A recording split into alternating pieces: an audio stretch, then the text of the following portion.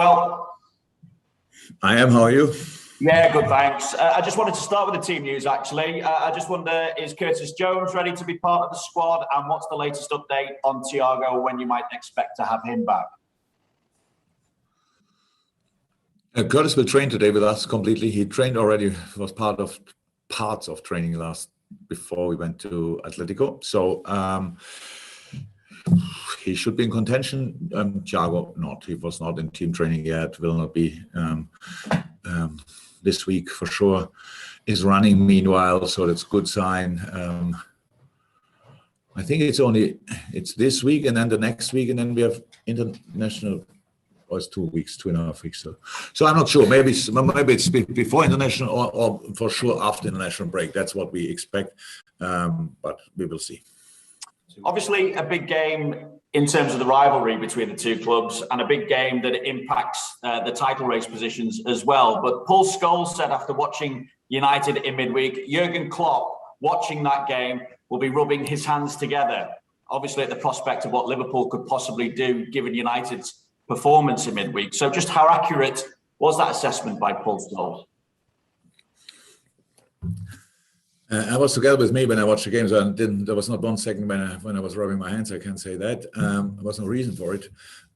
If you watch the game, then you obviously could see that Atlanta cost United in the first half some problems. But even in that half, I think United had 3 clear-cut chances in one situation on the goalie. So with all the things, so in the second half was a pure power presentation of United. They went for it, and with the quality they have, they can cause then any team problems, especially when you stop playing football. What opposite Atlanta did a little bit. So no, I was not rubbing my hands, and I've not. I prepared the team for a tough game against a really good opponent. So I don't prepare them now like for 3-4 days for Man United and Battle of Britain and all these kind of things that we are long enough together that we all know the importance of this game. We prepare them for a football team, and that's a really good football team they have, and that's it. And it's an away game as well for us, so it's a home game for them. So that's what we do. Finally, for me, Jurgen, obviously you've spoken before about wanting to be part of big games like this. It's one of the reasons for being in the position that you are. But Mikel Arteta spoke about the treatment of Steve Bruce this week, and he says that the treatment of Steve Bruce is putting potential managers off. What do you think? Sorry, which treatment? The treatment in terms of criticism, abuse from certain sections as well that Steve Bruce has suffered. Steve Bruce spoke pretty openly about the impact that it's had on himself and his family this week, and Mikel was reacting to that and saying that it's that kind of treatment that puts potential managers off coming into the game, or even players staying in the game once they've finished their playing career. Social media or what is that? Yeah, a mix of it all. Social media, I suppose, criticism from the media as well. Don't read it, don't watch it. So, and especially not in average or bad periods. I think that's the best advice you can give to every manager in the world. So I'm really sorry for Steve if that happened, and he obviously when he responded to it, then he obviously got aware of it. So I think that's one of the most important skills in modern football for a manager is either way not to let criticism too close to you, to get too close to you, or just ignore it. That's what I do, by the way. And so far in my career, I never felt it maybe like Brucey felt it now. I don't know, but that's a situation, and the world is like this.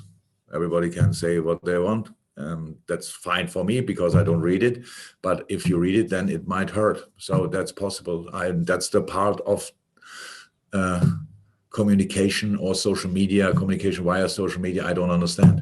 So there are always 2 parts. You read it, you say it, and that's obviously possible. And they say bad things out there, not only about managers, about the world, about all big decision makers on this planet and stuff like this. And then you need somebody who reads it. If you don't read it, it cannot harm you. So that would be my advice for young managers. And then you can do the job pretty long and pretty well.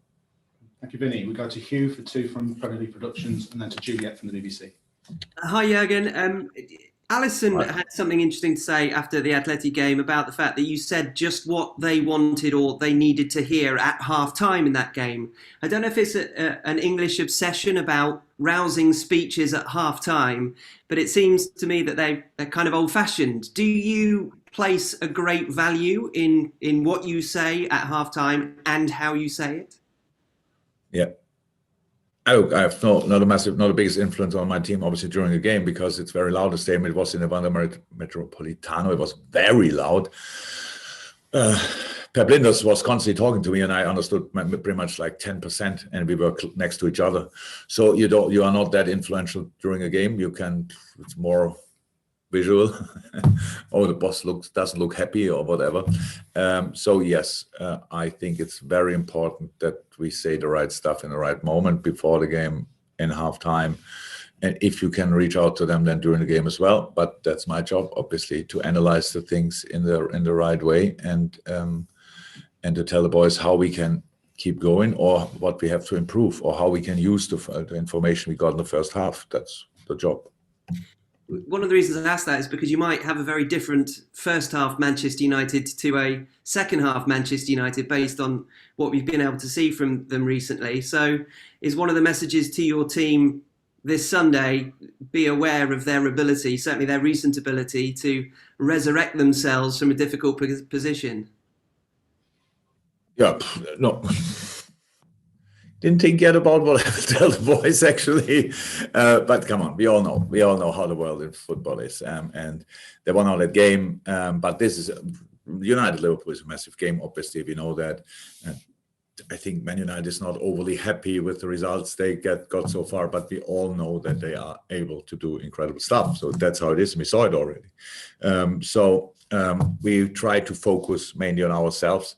But of course, if you ask me about halftime talk now, the game is over after the final whistle, not after that, the whistle after 45, 46 minutes. So we know that, but I might mention that, but it depends on the result, obviously.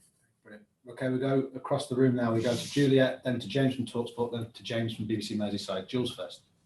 Jurgen, just picking up on what Hugh was saying, the fact that United do seem to dig deep when things are looking dire, sort of digging out those results. We saw in midweek, Hugh called it a dirty 3 points, the ugly wins, they're the most important. Will the intensity of midweek, be in the mind of both managers and sort of have a sway in the performance that maybe we'll see on Sunday with, perhaps, team selection and energy levels because of the shift that both teams had to put in midweek?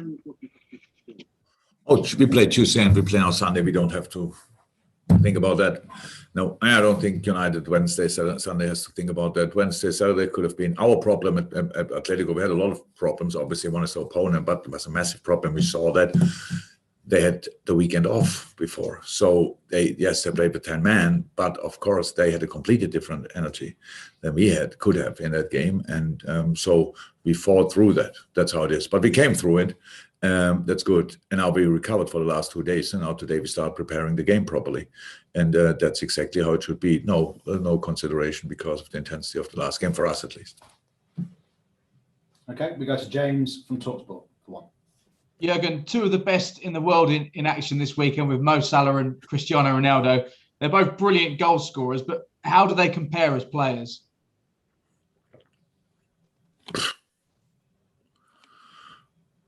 I never thought about that. Why should you compare Cristiano Ronaldo and Mo Salah? So obviously both are world-class players. So that's how it is. And I would say even when Ronaldo's left foot is not that bad, but I would say Mo's left foot is probably better. Maybe then Cristiano is in the air slightly better, and the right foot is probably better. So, but speed-wise, they are both pretty quick.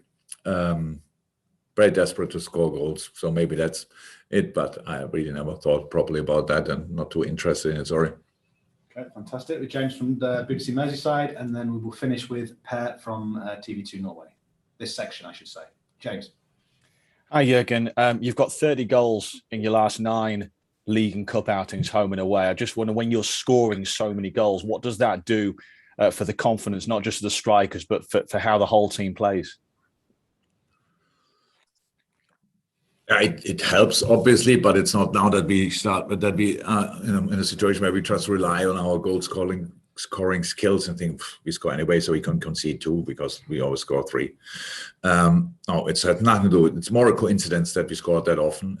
It's just we created chances and scored, but in a row, it's quite strange that we did that. I know that. But we don't rely on it, and I love winning football games with 1-0 as well. So that's completely fine. For that, we need to keep a clean sheet, which would be a good idea for the United game anyway. But yes, scoring goals is good for confidence, but relying on that is already the first step in a completely wrong direction.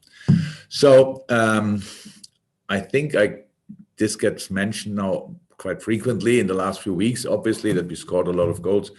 We never felt it, we never thought about it, and that's how we thought we continue dealing with it, because nobody knows how often you score in the next game. Hopefully you do, and hopefully you don't concede. That gives you a good chance to win. Terrific. Okay, Per for the final question, and I've got 2 hands up for the dailies. I can probably take one more, and then that'll be the next section. But Per, to finish this open section of the press conference off. Hi again, hope you're well. I am. Hi. Maybe you answered this before, but I wanted to ask you anyways. Earlier this season, Ollie suggested that the comment you made about Man United's penalties after the Southampton game last season has influenced the referees and made it more difficult for them to get penalties. What's your take on that? Nothing really to say about it. I think when Ole said it, in between what I said and when Ole said what he said, they had 5 penalties and we had 2. No, still, even, and we all know, come on, that the refs are not, we can't influence refs by things like that. But having the amount of penalties that United had before that was quite exceptional. They are good, they go in the box, they have these kind of situations. But we have them as well and got not even the similar amount of penalties. That's how, it's just facts. Who cares? It's done. And yeah, nothing else to say about it. Thank you, Per. We'll call that. Okay, now we go to the embargoed section. I've got the 3 hands up I can probably take before we go to the Sunday, so just bear with me. You need to stop streaming, tweeting, using the information from here if possible. Everything we get in this particular section is under embargo until 10:30 p.m. tonight, which